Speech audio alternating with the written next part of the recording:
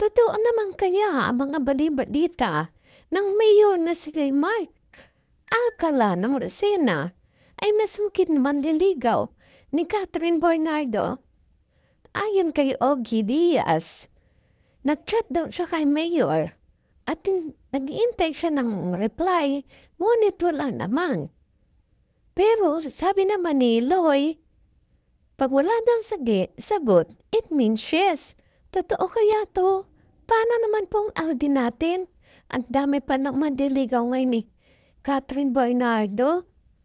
Ang ganda naman kasi Miss Catherine. Pero pogi rin naman si Mayor Alcala. Wala namang masama doon kasi parehas naman silang single.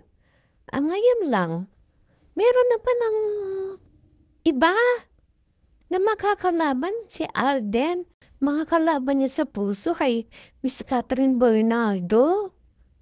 Naku, Alden, kalingan mo pa para mapapunta sa'yo ang pinakamaganda